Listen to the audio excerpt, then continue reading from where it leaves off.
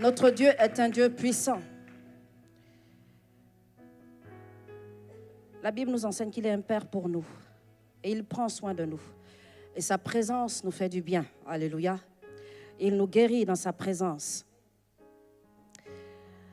Comme je le disais tout à l'heure, nous commençons une nouvelle série sur, toujours en parlant des fondements, mais nous allons parler de louange et d'adoration. Notre Dieu mérite la louange, il mérite l'adoration. Et ce soir, ça va être juste une introduction à ce thème, la puissance de la louange dans la vie du chrétien. Il y a une puissance qui est cachée dans la louange, dans l'adoration, dans le mandat d'adorateur que le Seigneur nous a donné.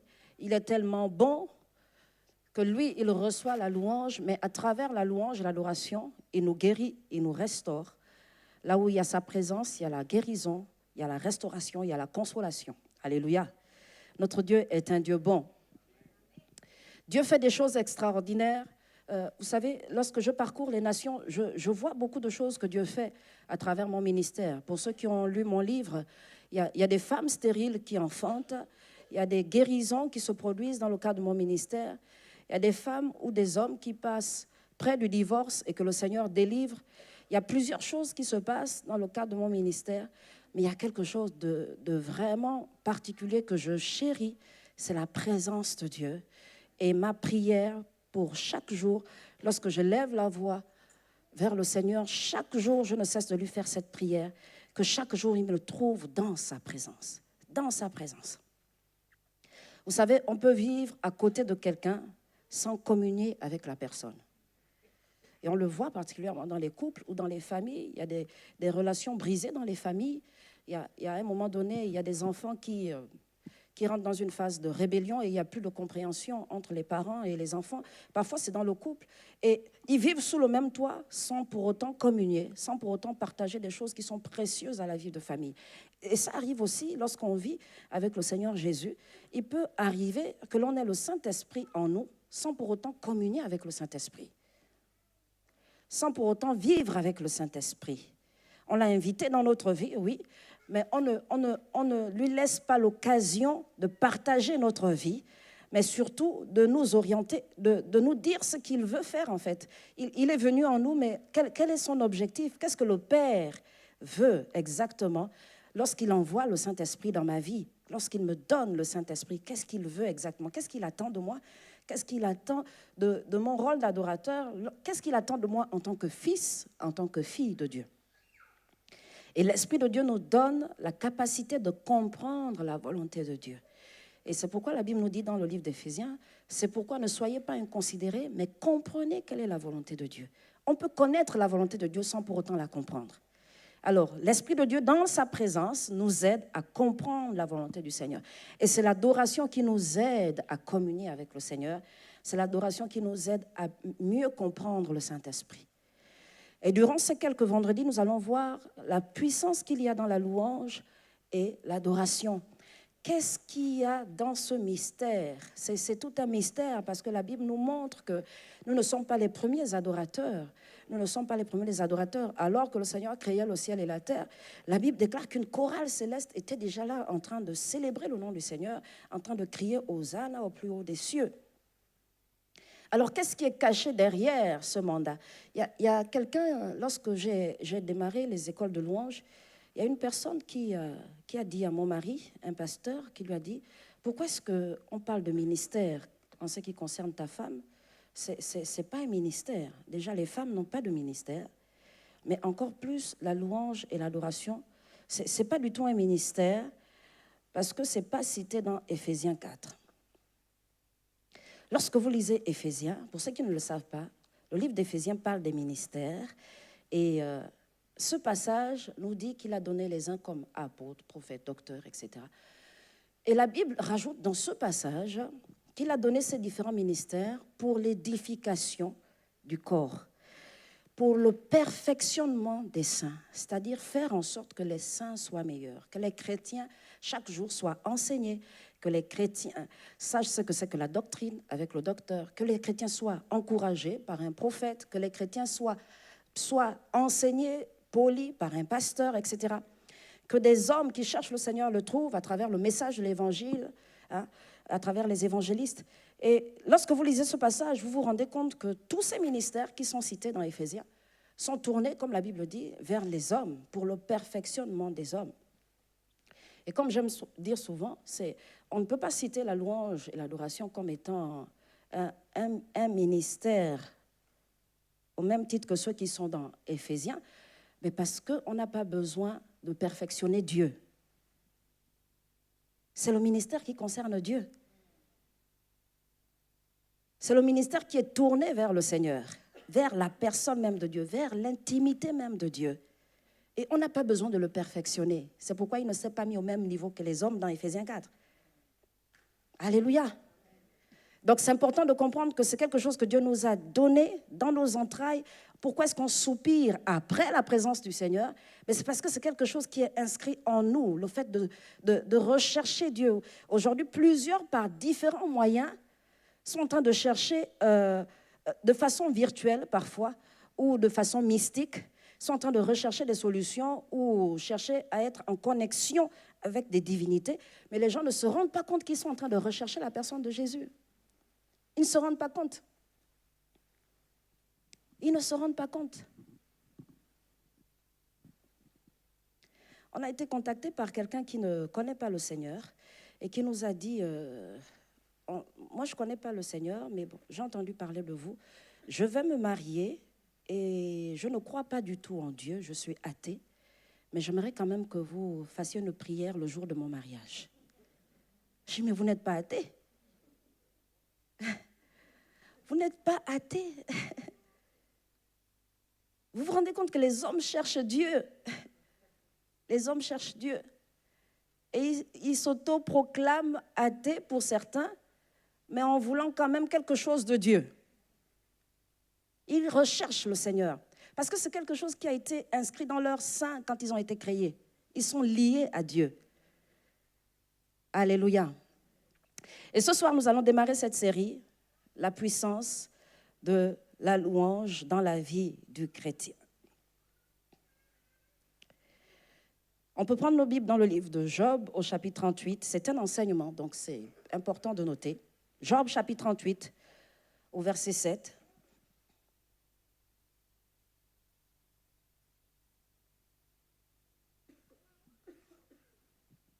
Tout le monde connaît l'histoire de Job et souvent lorsque les chrétiens se retrouvent dans les épreuves, ils se comparent un peu à Job. Je ne sais pas trop s'ils ont vraiment eu les épreuves de Job, mais bon. Il y en a qui se comparent très souvent à Job, qui ont perdu le tiers de leurs biens et s'auto-proclament Job.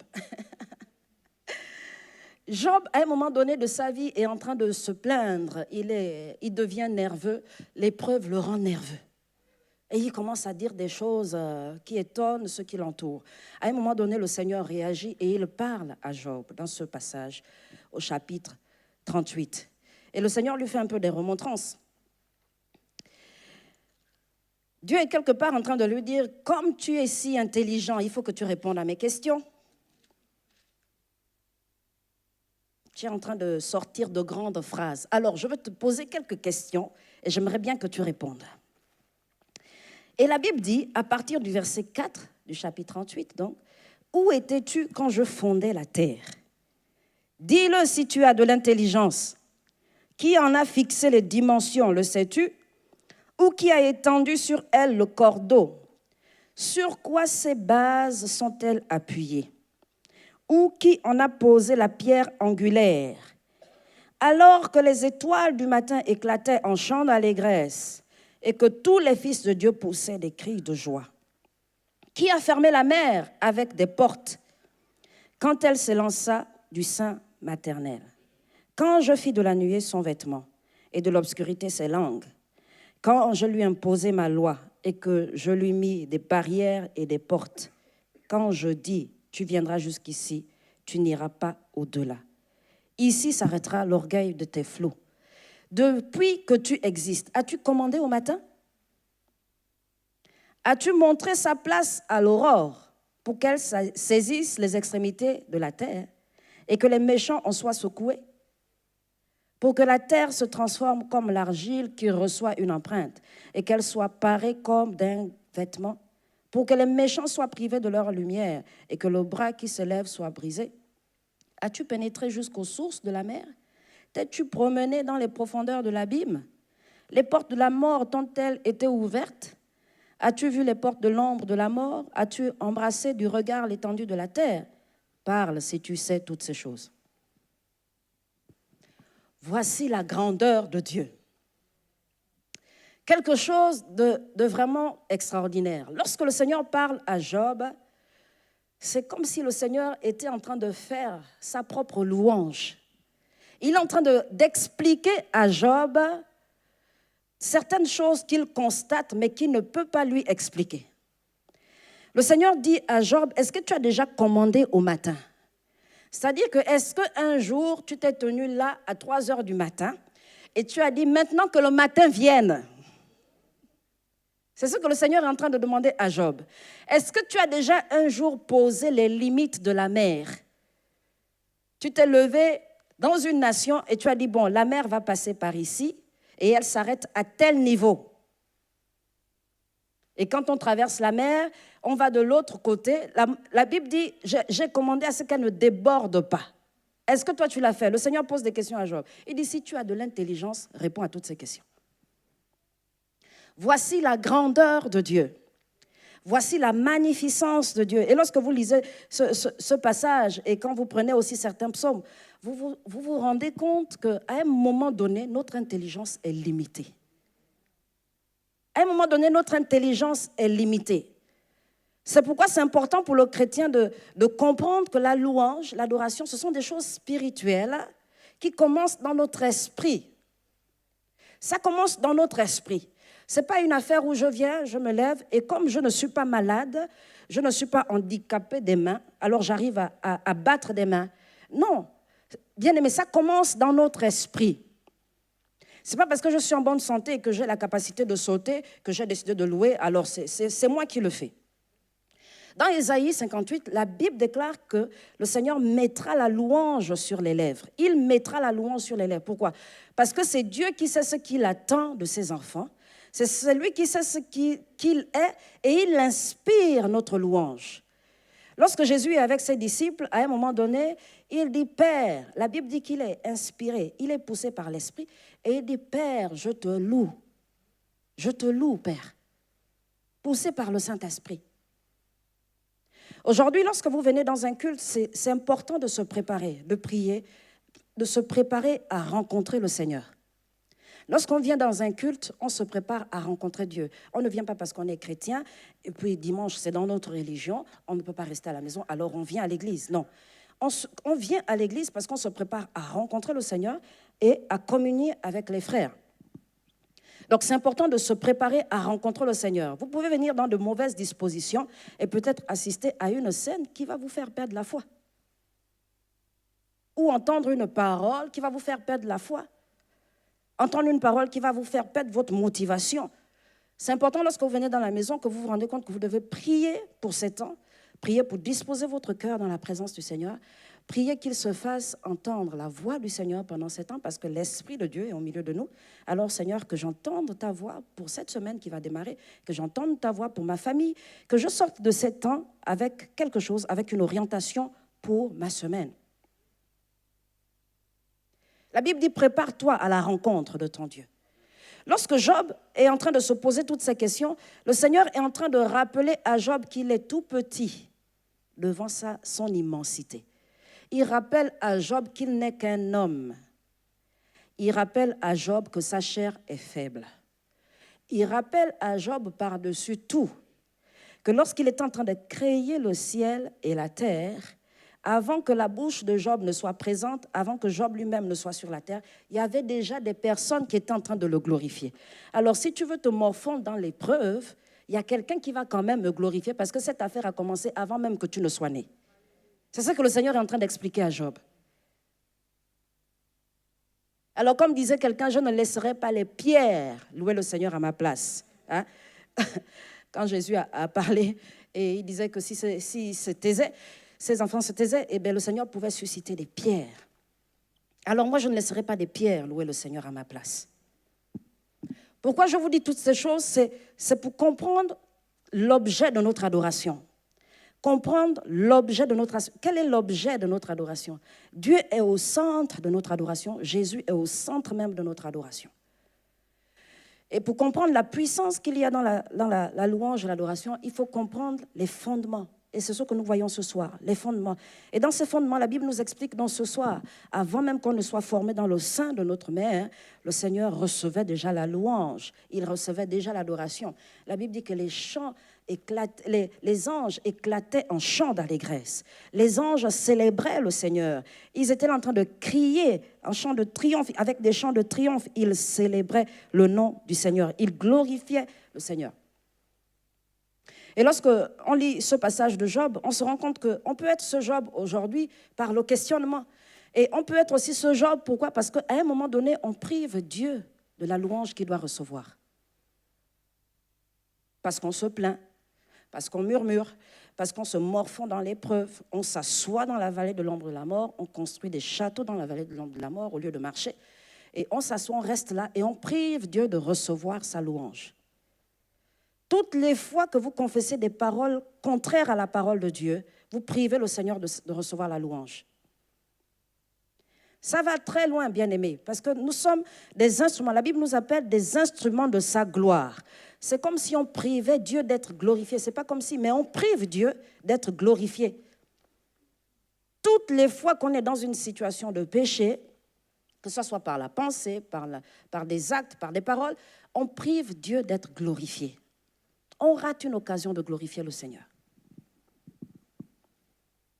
Et pour comprendre l'importance de la louange, la puissance même que la louange prend dans notre vie, c'est important que l'on réalise ce premier fondement, c'est que Dieu est l'objet de notre louange. Jésus est le centre de notre louange. C'est le fondement principal. Ce n'est pas parce que j'ai une belle voix, ce n'est pas parce que je sais jouer d'un instrument, ce n'est pas parce que je suis quelqu'un de jovial qui sait danser, qui sait brandir des bannières ou autre, quelle que soit la louange que vous offrez au Seigneur, que ce soit par un poème ou autre. Ce n'est pas parce que vous avez ce talent que vous êtes l'auteur même de la louange. Non. La Bible dit, il mettra la louange sur les lèvres. C'est lui qui inspire notre louange, c'est lui l'auteur de notre louange. Alléluia. La Bible déclare dans le livre de Genèse, au chapitre 22, le verset 5, la Bible cite le terme « adorer ». C'est la première fois dans la parole de Dieu que l'on rencontre cette expression, « adorer ». Abraham vient d'avoir son fils. Il a tellement soupiré après un garçon, avoir un garçon légitime, que maintenant il a. Tous ses serviteurs sont informés. Abraham est un homme riche, c'est un homme puissant, c'est quelqu'un de respecté, mais qui n'a pas de lignée. Et ça, c'est une frustration pour lui et pour sa femme. Et lorsque Abraham a Isaac, à un moment donné, le Seigneur le met à l'épreuve. Ça, c'est vraiment une histoire qu'on aime bien raconter en milieu chrétien. Le Seigneur met à l'épreuve Abraham et il lui demande d'offrir Isaac en sacrifice. Abraham cultivait le culte d'adoration. Abraham savait ce que le culte, adorer Dieu, honorer le Seigneur, lui offrir des sacrifices. On verra ça un peu plus tard. Le culte est lié, les sacrifices sont liés au culte. Et lorsque Abraham doit offrir au Seigneur Isaac, lorsqu'il va sur la montagne, à un moment donné, ses serviteurs sont avec lui et il dit à ses serviteurs, vous restez ici. Le jeune homme et moi, nous montons pour adorer. Abraham est en train de dire à ses serviteurs, que vous restez ici, moi je vais poser un acte d'adoration, je vais offrir quelque chose à l'Éternel. Ses serviteurs savaient ce qu'il était en train de dire. Adorer, c'était aller faire un sacrifice. Seulement lorsqu'ils sont en train de marcher, Isaac se rend compte qu'il n'y a pas d'animal entre les mains de son père, ils ne sont que tous les deux. Il commence à se poser des questions et là, il pose la question à son père, mais où est l'animal? Abraham dit, ne t'inquiète pas, le Seigneur pourvoira. Il pourvoira. Lui-même pourvoira. C'est lui qui a demandé ce sacrifice. C'est lui qui va aussi me donner l'offrande. La Bible dit que nous t'offrons ce que nous recevons de toi. Alors il va me donner, après je vais te donner. Donc on se calme, on y va, il va pourvoir. Lorsqu'il va avec son fils, en parlant à ses serviteurs, il intègre une notion très forte, un principe fort, mais un enseignement vraiment fort à son fils en même temps. Que le fait d'offrir un sacrifice au Seigneur, c'est l'adorer. Il dit à Isaac, il explique peut-être à Isaac, Isaac est habitué aux coutumes juives, il est habitué à voir des sacrificateurs peut-être dans la région offrir au Seigneur des sacrifices. Mais Abraham lui explique cette fois-ci, le fait d'offrir un sacrifice à Dieu, c'est l'adorer. Pour Abraham, c'était son fils. Pour toi, c'est peut-être ton temps. Pour toi, aujourd'hui, c'est peut-être l'enfant que tu recherches, que tu dois offrir au Seigneur. Pour toi, c'est peut-être le travail que tu recherches, où tu dois vraiment lâcher prise et faire confiance à Dieu. Toujours est-il que le Seigneur nous enseigne dans ce passage que le fait de donner au Seigneur ce sacrifice, ça signifie l'adorer. Ça signifie l'adorer. Et en hébreu, ce terme veut dire le fait de reconnaître la grandeur de Dieu. Comme quoi il est au-dessus de ma petite personne, alors il mérite la révérence. Et en grec, c'est proxkuneo, le fait de se prosterner et de rendre à une divinité la révérence qui lui est due. Et donc Abraham dit à Isaac que nous allons aller devant le Seigneur et nous allons nous prosterner, nous allons lui rendre la révérence. Ce que le Seigneur était en train d'expliquer en même temps à toute la génération du peuple d'Israël et nous aujourd'hui, c'est qu'on ne peut pas déclarer simplement de nos lèvres que le Seigneur est notre Dieu, il est notre Seigneur, qu'on l'adore sans poser des actes qui nous coûtent. Le père de la foi, comme la Bible nous l'enseigne, était quelqu'un qui croyait Dieu. C'était quelqu'un qui avait confiance au Seigneur. Et lorsque le Seigneur lui demande son fils, il monte et pour lui, c'est un acte d'adoration. D'offrir à Dieu ce qui lui coûte le plus cher. Pour lui, c'était un acte d'adoration. Aujourd'hui, il y en a qui, lorsqu'ils font un sacrifice, ils sont tout le temps en train de ruminer parce qu'il y a des moments où ils se demandent même est-ce qu'ils auraient même dû le faire. Il y en a qui regrettent même les sacrifices qu'ils font. Il y en a qui regrettent les offrandes qu'ils font. Il y en a qui se demandent au final, est-ce que j'aurais vraiment dû le faire? Ou bien le Seigneur te demande d'arrêter à un moment donné ton travail, et que là c'est bon, j'ai besoin de toi pour mon œuvre. Ou bien tout à coup tu perds ton travail, et là tu te demandes ce qui t'arrive. Le Seigneur te dit, j'ai besoin de toi. Toi tu es en train de penser à ton loyer, à tes factures. Le Seigneur te dit, j'ai besoin de toi. Et tu dis, non Seigneur, ce n'est pas la prière qui va régler mes factures. David a dit, je n'offrirai pas à l'Éternel quelque chose qui ne me coûte. Je ne peux pas offrir au Seigneur quelque chose. Vous savez, quand on a beaucoup, c'est facile de donner. C'est facile, hein? Aujourd'hui, vous allez faire une offrande, vous avez 100 euros. C'est facile de sortir 10 euros, c'est facile de sortir 20 euros parce que vous en avez 100. Mais quand vous n'en avez que 5, alors vous sentez que votre offrande, oui, ça vous coûte. Et David a dit, je n'offrirai pas à l'Éternel quelque chose qui ne me coûte. Non. Mon adoration est à l'image de mon Dieu. Alors, je veux faire un sacrifice pour moi, pour le Seigneur. Pourquoi? Parce que pour moi, c'est un acte d'adoration. Au final, ce n'est plus quelque chose qui me fait souffrir, mais je suis en train d'honorer le Seigneur. Je suis en train de lui rendre la gloire. Je suis en train de l'adorer en esprit, en vérité. Dans ces fondements, nous allons voir ce qu'était le culte. Le culte dans l'Ancienne Alliance. Et la Bible nous enseigne dans Hébreux, au chapitre 9, au verset 1, que la première alliance avait aussi des ordonnances relatives au culte et le sanctuaire terrestre. Au chapitre 12, verset 28, la Bible dit, c'est pourquoi, recevant un royaume inébranlable, montrons notre reconnaissance en rendant à Dieu un culte qui lui soit agréable, avec piété et avec crainte. Rendant à Dieu un culte qui lui soit agréable, avec piété et avec crainte. La Bible nous enseigne que la première alliance avait aussi des ordonnances relatives au culte. Ça veut dire que la seconde alliance, donc, dans laquelle nous vivons, a aussi des ordonnances. Lorsque vous lisez la parole de Dieu, surtout dans les livres de Exode et Lévitique, vous vous rendez compte du nombre de chapitres liés au culte. Lorsque le Seigneur a appelé Moïse, et quand il a appelé surtout à mettre en place, à construire le tabernacle, vous vous rendez compte des multiples chapitres qu'il y a sur le tabernacle, mais qui vont jusque dans des mesures. Le côté est, le côté de l'Orient, l'Occident, le truc, les coudées, les machins, des trucs parfois que vous ne comprenez même pas. Mais vous voyez le nombre de chapitres qui y sont associés. Vous vous demandez, mais qu'est-ce que Dieu nous voulait en fait? Qu'est-ce qu'on allait faire avec ces coudées? À quoi ça nous sert ces coudées? Le Seigneur voulait nous montrer l'importance qu'il accorde au tabernacle. La Bible nous enseigne que nous sommes un tabernacle vivant. Et lorsque la Bible parle d'ordonnance, ça veut dire qu'il y a des choses qui étaient mises en place à travers la loi qui devaient être respectées au milieu du peuple de Dieu. Et nous allons voir ces différentes choses qui étaient une préfiguration de ce que nous sommes en train de faire aujourd'hui dans notre culte. La Bible nous enseigne que Jésus a traversé un tabernacle spirituel. Parce que celui de Moïse, c'était un tabernacle physique. C'était quelque chose qui avait été construit de la main d'homme. La Bible dit que lorsque le Seigneur lui a expliqué comment il devait construire, il y a des hommes. La Bible dit, j'ai mis à tes côtés des hommes qui ont de l'intelligence, à qui j'ai donné des dons, des grâces dans le domaine de la construction. J'ai donné des grâces pour être des architectes. Ce sont des personnes qui vont t'aider à réaliser ce que moi je t'ai montré sur la montagne. Vous imaginez quelqu'un qui a eu une vision. Il était seul avec Dieu.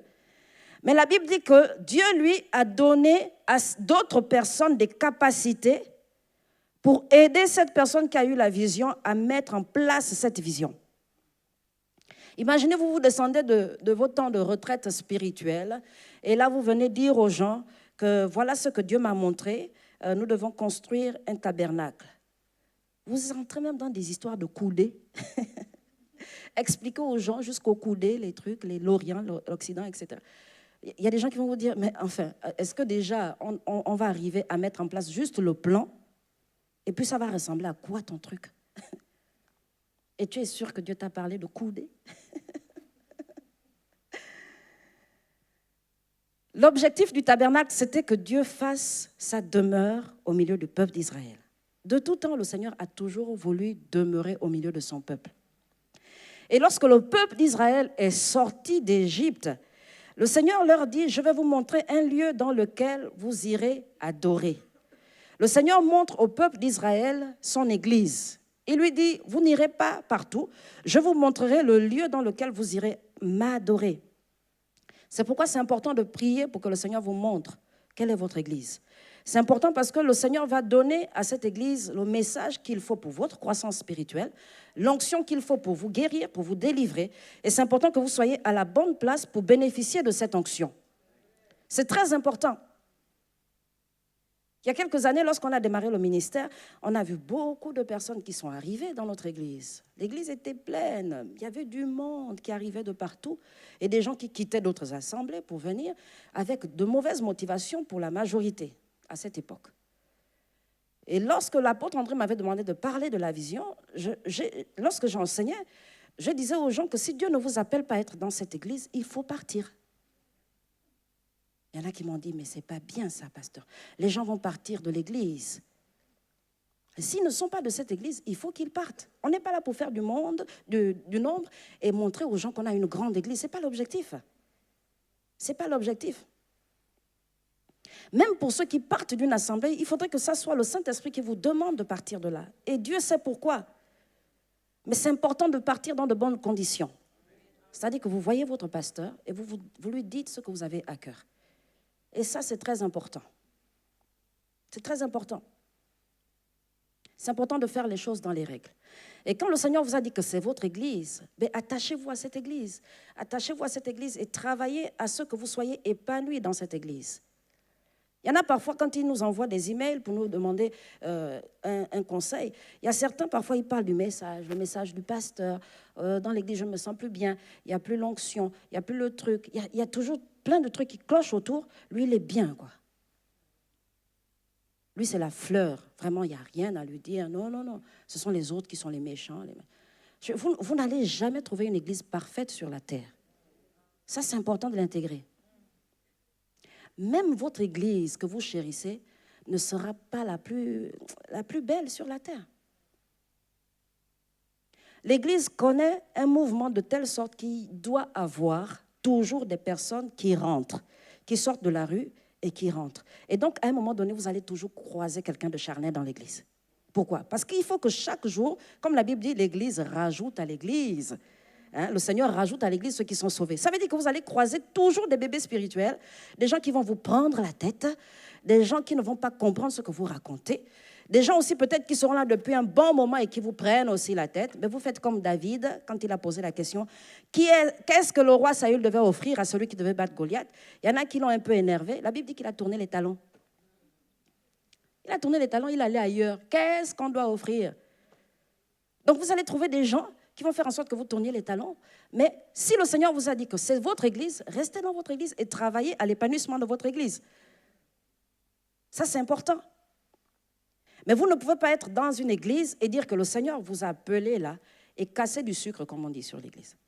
Ce n'est pas possible. Ce n'est pas possible. Vous vous contredisez même vous-même. Parce qu'à la fin, on est censé vous demander, mais qu'est-ce que vous faites là en fait? Puisqu'elle n'est pas bonne, l'église. Mais qu'est-ce que tu fais là? Donc ça, c'est très important. Le Seigneur dit au peuple d'Israël, je vous montrerai le lieu dans lequel vous irez adorer.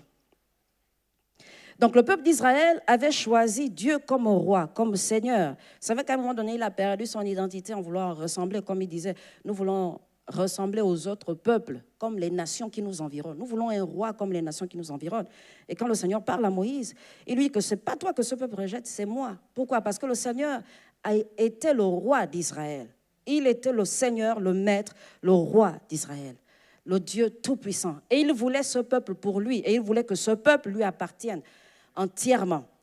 Et ça a toujours été le problème entre le Seigneur et le peuple d'Israël, l'idolâtrie. À chaque fois que le peuple s'est abandonné, s'est retiré ou a abandonné le Seigneur, c'est ce qui a souvent causé de la tristesse dans le cœur du Seigneur.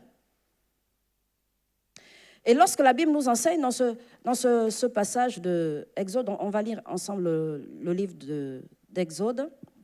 Il y a plusieurs passages dans Exode et j'aimerais vraiment que vous lisiez pour les prochaines semaines ces deux livres, Exode et Lévitique, parce qu'il y a beaucoup de textes qu'on va citer, qu'on ne va pas forcément lire, et vous allez vous demander si c'est vraiment dans la parole de Dieu.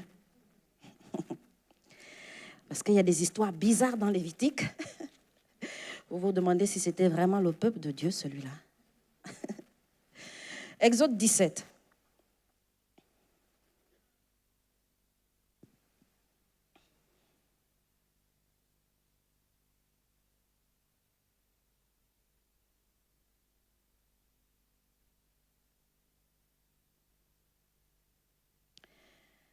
Exode 17, on peut lire à partir du verset 14. L'Éternel dit à Moïse, écris cela dans le livre pour que le souvenir s'en conserve et déclare à Josué que j'effacerai la mémoire d'Amalek de dessous les cieux. Moïse bâtit un autel et lui donna pour nom l'Éternel ma bannière. Il dit, parce que la main a été levée sur le trône de l'Éternel, il y aura guerre de l'Éternel contre Amalek, de génération en génération. Voici un acte que Moïse pose au sortir d'une guerre. Quand vous lisez ce texte plus haut, vous vous rendez compte qu'il y a eu... Amalek est venu se battre contre Israël. Et là, quelques temps plus tard, quand vous lisez des versets, vous savez, c'est tellement rapide de lire un verset l'un à la suite des autres, à la suite de l'autre. Mais quand vous repartez dans l'histoire, vous vous rendez compte, par exemple, que le verset 13 s'est passé 2 semaines avant le verset 14. Ou 1 mois, ou 3 mois, ou 100 ans. Quand vous lisez la parole de Dieu, c'est important d'étudier la parole de Dieu. C'est pourquoi la Bible parle de méditation. C'est important de méditer, parce que vous allez lire dans un autre texte quelque chose qui vient compléter ce que vous êtes en train de lire. Dans ce passage, Moïse pose un acte que l'on retrouve beaucoup chez les Juifs, chez les enfants d'Israël, le fait de dresser un autel. Et dans les fondements de la louange, ça c'est quelque chose qu'on va beaucoup citer, l'autel d'adoration. L'autel d'adoration. L'autel était le symbole pour les enfants d'Israël de la présence de Dieu au milieu d'eux. L'autel était le signe d'une alliance. L'autel était le signe d'une victoire. L'autel était aussi parfois, rarement, le signe d'une défaite, d'un deuil pour marquer la repentance parfois du peuple. Lorsque les enfants d'Israël se sont levés pour donner leur vie en quelque sorte au Seigneur, le Seigneur leur a dit comment est-ce qu'ils devaient marcher. Et vous voyez, vous vous rendez compte que durant toute leur vie, les patriarches ont pratiqué plusieurs, on va dire, rites sur le plan du culte, plusieurs rites qui les aidaient à réveiller à chaque fois leur mémoire, et notamment la pratique de l'autel.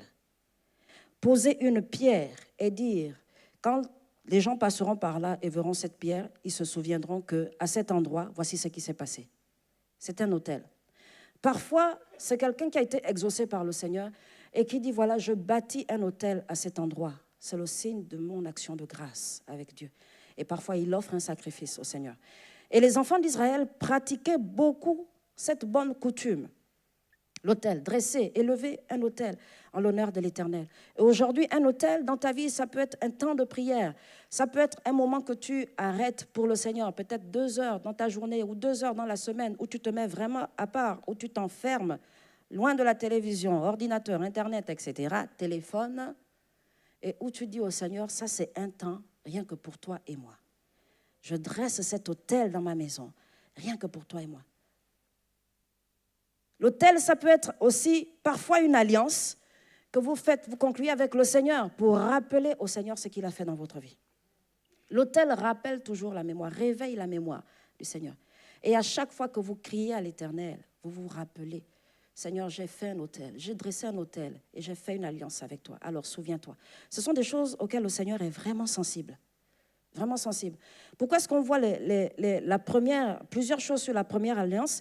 Parce que le livre d'Hébreux nous enseigne que c'était la préfiguration, c'était des choses qui étaient en train de montrer ce qui devait se passer sur le plan spirituel. Le livre d'Hébreux nous enseigne que le Seigneur a traversé un tabernacle. La semaine prochaine, on parlera du tabernacle. Un tabernacle spirituel. Lorsque le Seigneur parle à Moïse, il lui demande de construire le tabernacle. Et lorsque Moïse construit ce tabernacle, vous vous rendez compte qu'il y a 2 parties essentielles. Mais il y a une partie qu'on appelle la cour, qui n'est pas vraiment du tabernacle, qu'on appelle le parvis, qui ne fait pas vraiment partie intégrante du tabernacle. Le tabernacle avait 2 parties essentielles, le lieu saint et le lieu très saint. Et lorsque vous étudiez, par exemple, juste l'histoire du tabernacle, vous vous rendez compte que lorsque les gens venaient dans cette partie qu'on appelait la cour, le parvis, c'est tout le peuple qui était rassemblé. Chacun venait avec son animal. Chacun venait avec ce qu'il avait en fonction de ses moyens pour pouvoir sacrifier, demander pardon au Seigneur pour sa famille, pour son propre péché. Et chacun venait, on savait tout de suite qui était riche, qui n'était pas riche. Parce qu'il y en avait qui avaient un taureau, d'autres qui avaient des pigeons. Il y en avait qui avaient une poule. Et chacun venait pour demander pardon pour le péché de sa famille en fonction de ses moyens. Et dans cette partie, le parvis, c'est cette partie qui montre la personnalité même que l'on est lorsqu'on est homme charnel, chargé de nos péchés, lorsqu'on est ceux-là qui viennent au Seigneur, qui recherchent la réconciliation avec le Seigneur. Le parvis, c'est cette partie où l'homme, dans sa dimension, est centré sur sa personne, moi, et rien que moi, mon sacrifice, mon péché, mon affaire, ma famille. Le parvis, c'est cette dimension dans laquelle l'homme recherche l'exaucement de ses prières. Seigneur, donne-moi l'argent, donne-moi la femme, donne-moi le mari, donne-moi ceci, le travail, etc. L'homme est centré sur ses propres besoins. Et c'est pourquoi moi j'aime souvent dire qu'il y a des chrétiens du parvis. Quand vous entendez leurs prières, c'est toujours Seigneur, donne-moi ceci. Seigneur, donne-moi cela. J'ai besoin, j'ai besoin, j'ai besoin. Si aujourd'hui vos prières, c'est juste pour demander des choses à Dieu, vous êtes encore au niveau du parvis.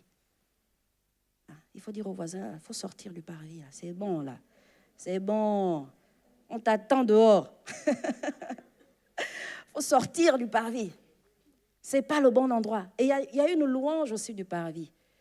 Seigneur, donne-moi ceci. Hein, quand vous chantez, là. Hein. Seigneur, je veux ceci. Seigneur, exauce ma prière. J'ai besoin de toi. La louange du parvis. Toujours centrée sur votre personne. Hein. Ce sont des chants, même quand vous priez, tellement l'abondance de votre cœur dicte vos chants, que même vos chants sont des chants du parvis. Hein? Qui peut me donner l'exemple d'un chant du parvis? On est dans une classe de l'école des disciples. Hein? Un chant du parvis. Oh, les chantres. Un chant du parvis.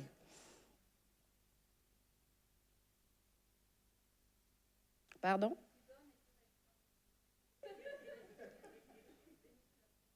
Non, ça, ce n'est pas un chant du parvis. Ça, c'est un chant d'abandon. Dieu va faire encore, ça, c'est de la louange. Ça, c'est le lieu saint, on verra ça plus tard. Le parvis, on est centré sur notre personne. Le parvis, c'est aussi l'action de grâce. Là, c'est facile maintenant, là. Comment? Double, double. Non, ça c'est pas, c'est un mélange, mais c'est plus de la louange. Parce que le titre du chant, c'est My God is good. Hein? Dieu est bon, ça c'est la louange. C'est centré sur Dieu. Un chant du parvis.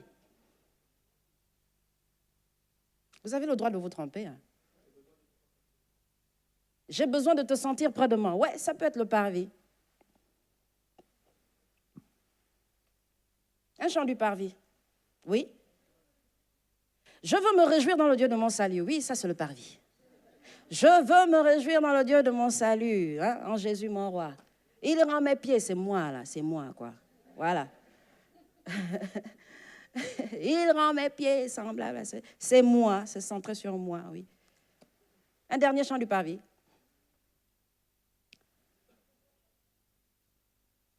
Quand je vois la bonté de mon Dieu, oui, oui, oui. Ça aussi c'est moi. Mon âme bénit l'Éternel, oui, c'est mélangé. Le parvis, comme je disais, on est centré sur nous, hein, sur moi. Hein, et on est concentré sur nos besoins. Les intérêts de Dieu, ce n'est pas trop notre affaire. Pour l'instant, il faut qu'il nous exauce. Ça, c'est le parvis. Et la Bible nous enseigne, lorsqu'on étudie la parole de Dieu dans Apocalypse, lorsque Jean a cette vision, l'ange dit à Jean de mesurer. Il lui donne un roseau et il lui dit mesure le temple. Il lui dit laisse le parvis. Ne mesure pas le temple, le parvis. Quand il lui demande de mesurer le temple, qui est le symbole du tabernacle, il lui dit mesure le temple, mais mesure aussi les adorateurs. Pendant que vous êtes en train d'adorer le Seigneur, vous êtes jaugé. Il lui dit mesure le temple, mesure aussi les adorateurs. Quel est ton niveau d'adoration? Est-ce que chaque dimanche tu es au même niveau? Est-ce que lorsqu'on avance vers le lieu saint ou le lieu très saint, tu es toujours au parvis? Quand on demande d'élever la voix, rendons grâce à Dieu, bénissons le Seigneur, adore Dieu. Hein? Quand les conducteurs de louanges parlent un peu un langage bizarre, là, ils sont, on dirait, dans leur sphère. Est-ce que toi, tu es toujours là? Oui, mais moi, j'ai besoin de prière. Il faut qu'on prie pour moi. Il faut qu'on m'impose les mains aujourd'hui. Hein. Si le pasteur ne me touche pas, ce n'est pas normal. Il faut vraiment, hein, après, il faut que je sollicite un entretien avec Johanna parce qu'il doit rajouter. Hein. Ça, c'est le parvis. Et il y a des chrétiens qui, lorsqu'on évolue vers le lieu très saint, on verra ça un peu plus tard, ils restent quand même au parvis. Et il y en a qui passent toute une réunion au parvis. Il y en a aussi qui passent des années au parvis. Ça c'est grave. Vous pouvez très vite jauger un chrétien par sa façon de parler. Vous saurez tout de suite s'il est au parvis ou pas, par sa manière de parler. Simplement. Et aujourd'hui, pour cette première partie, c'est important qu'en tant que chrétien, en tant qu'adorateur, expérimenter la puissance de la louange. Il y en a, quand ils voient la puissance de la louange, ils voient tout de suite le miracle, la guérison, c'est bien la guérison, mais la puissance de la louange, c'est aussi le fait que lorsqu'on se retrouve dans la présence de Dieu, face contre terre, eh bien, on ouvre les yeux sur notre péché. Ça, c'est la puissance de la louange. Qu'on tombe sur notre face et on se rend compte que oui, notre Dieu est au-dessus de tout. Je ne peux plus continuer à marcher de cette manière. Il faut vraiment que je me sanctifie. Ça, c'est la puissance de la louange. La puissance de la louange, c'est lorsque dans sa présence, vous êtes touché, vous êtes restauré, vous êtes guéri et vous vous rendez compte qu'il faut que vous demandiez pardon à quelqu'un avant de déposer votre offrande. Ça, c'est la puissance de la louange.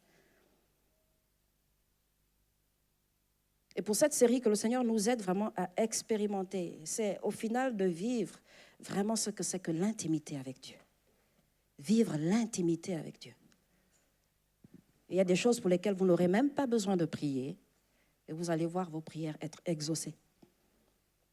C'est ça la puissance de la louange. Alléluia. Est-ce qu'on peut se tenir debout et rendre grâce au Seigneur?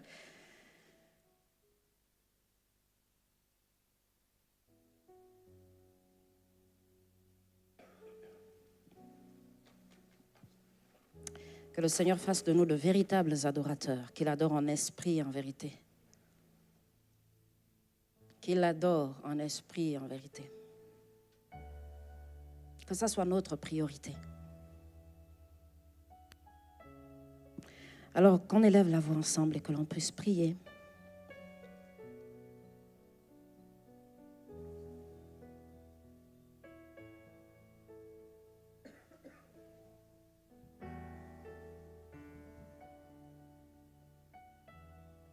Merci pour ta parole, Seigneur.